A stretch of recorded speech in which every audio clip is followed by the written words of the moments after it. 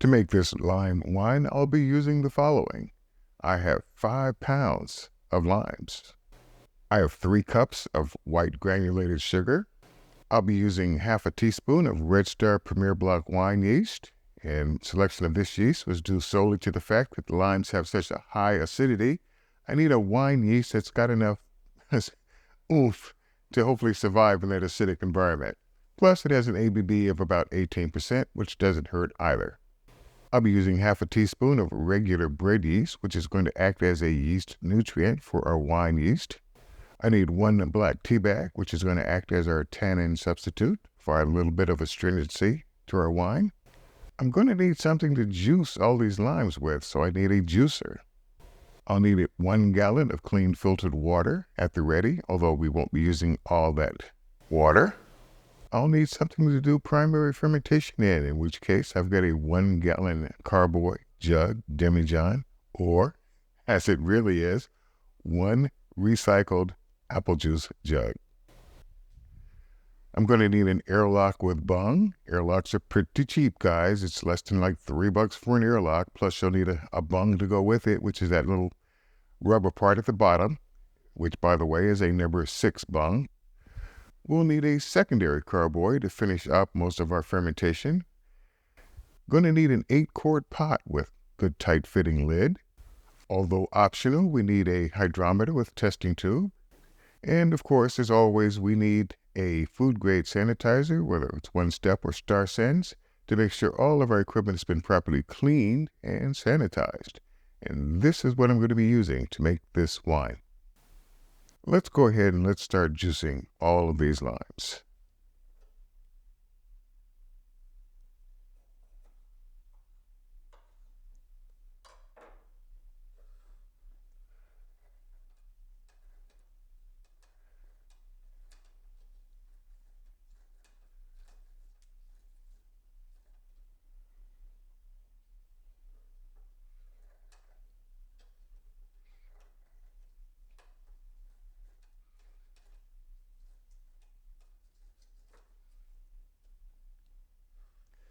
That's 1.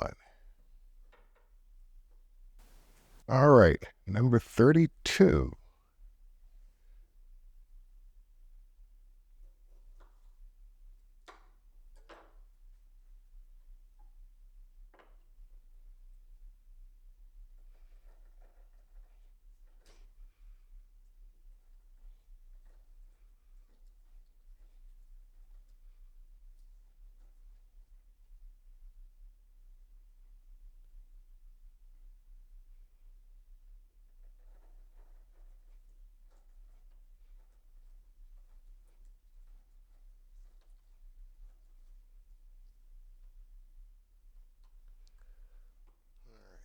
Is that little bit of an end piece of a nub? Get that out. And pour that in.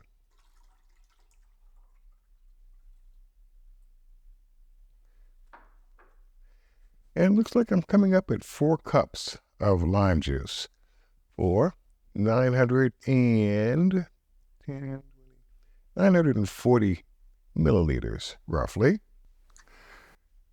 Let's go ahead and pour in about half of our water. If I wanted to really be precise, about 9 cups, but I'm going to eyeball it.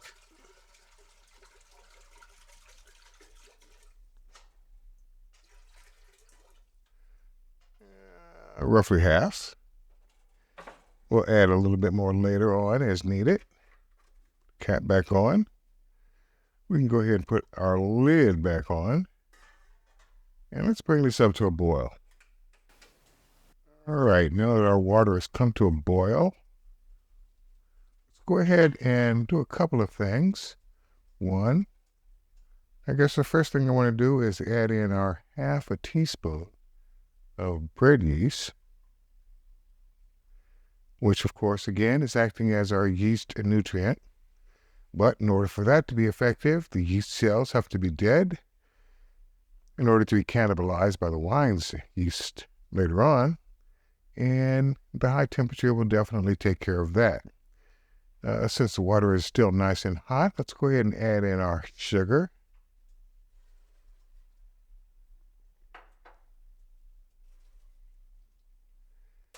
And let's go ahead and stir that in. Good enough. And the last thing I want to do is go ahead and drop in our tea bag, which is acting as our tannin substitute, which you can normally find in like oak barrels or oak chips or oak staves or oak spirals or anything along those lines, which basically adds a little of astringency. And I guess while we're at it, we may as well go ahead and add in our lime juice. You would quickly stir.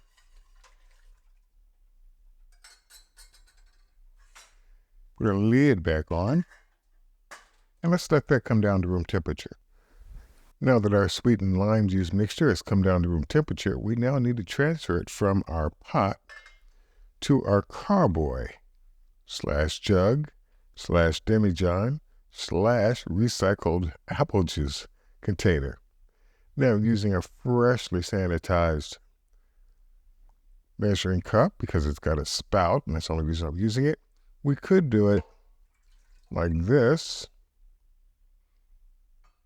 which is effective. It gets it in there. It's a little slow, but hey, if it works, it works. Or if you just happen to have a freshly sanitized funnel, you can use that instead and speed up the process.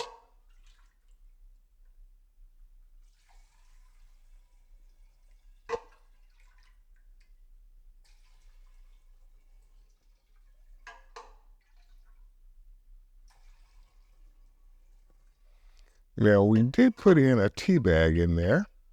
I'm going to go ahead and fish that out because we don't need that anymore. Set that aside. Finish up the process. Or, if you're brave enough, we can go ahead and, maybe I'll try and do it behind the camera. Go ahead and pour it in this way.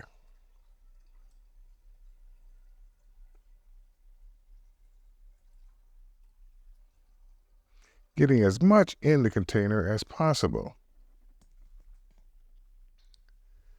All right. Set that aside for the moment because we will be coming back to it. Put a cap on this for the moment. Now, one thing we notice is that our level only comes up to about here with the amount of water that we poured in earlier, which was only about roughly half of a gallon. What we want to do now is a couple of things. One, if you have a cap, make sure that's on nice and tight. We want to go ahead and give this a good shake. Make sure that cap is on really tight and continue to give it a good shake. Or make sure it's really on there and continue to give it a good shake.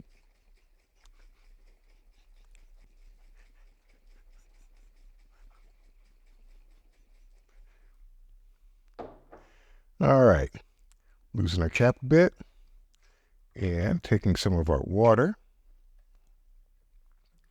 and our funnel. Let's go ahead and bring that level up a bit.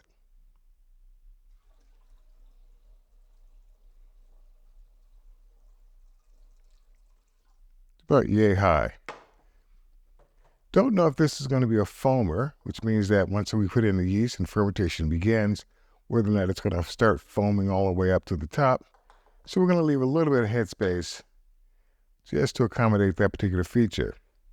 For the moment, let's put our cap back on and move on to the next step.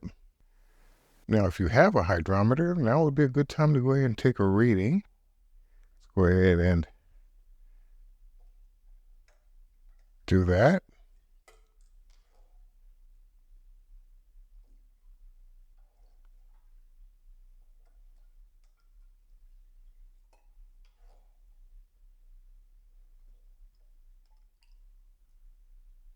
There we go.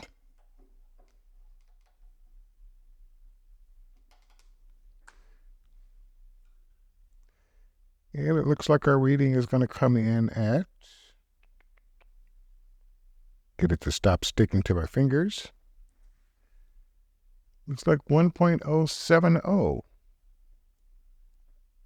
All right, it is now time to turn our lime juice, sweetened lime juice, into wine. And in order to do that, we need wine yeast to do it. Don't know if bread yeast is going to work. Give it a try if you want, but basically, I know this particular strain of yeast has got enough oomph to try and get the job done in its acidic environment.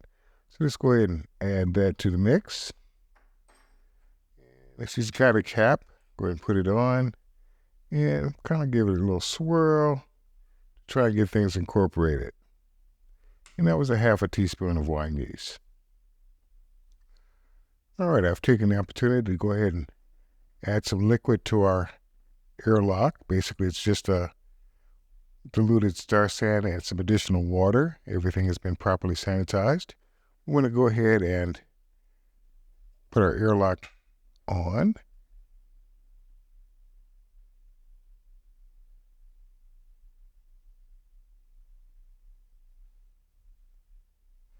And as the yeast begins to consume all of the sugar and residual oxygen, it'll release CO2, and that'll basically funnel its way through the airlock.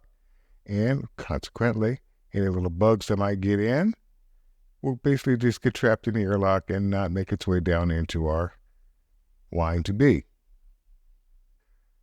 All right, now that we're making it, let's label what we're making so we know what it is. We're making a lime wine, and we started it on this date, and the original gravity was 1.070. And the reason why we're labeling it is because if this is the only batch you're making, you don't need a label, but you know what it is you're making. But when you're adding it to the closet with the rest of the stuff you're making, then you might want to be able to keep track of what's what when you started it, and later on, how much alcohol you're going to end up producing. And this is basic information that will help you with that. Now, over the course of the next several weeks, you're going to begin noticing that there's going to be a layer of dead yeast, or release, developing along the bottom of your carboy. I like to basically rack the wine off of that layer, just in case it might give off flavors, into a secondary carboy, and repeat the process every so often until the wine is clear. Generally, the whole process takes about, I like to say, arbitrarily 12 months, which is when you'll see the tasting of this wine. Of course, in addition to the periodic rackings at the end of the process, there's going to be a final rack, and there's going to be, if necessary, degassing. Most of the wines that I make will go dry, therefore will have absolutely no sugar in it whatsoever. So there'll be a process of back sweetening it. Then we're going to go ahead and bottle it and then pasteurize it. Because we don't use sulfites on this channel, that's a way of stabilizing the wine or killing off any yeast, which, because we added additional sugar at the end, might restart fermentation, so that's going to stop all of that. Then we're going to cork it, label it, put it away, and again, 12 months' time, we'll have a taste testing of this wine. So, therefore, if you like what you see here, please click on that like and subscribe button. Notify helps as well. Become a member, become a patron, help support this channel out. So again, I'll see you in 12 months.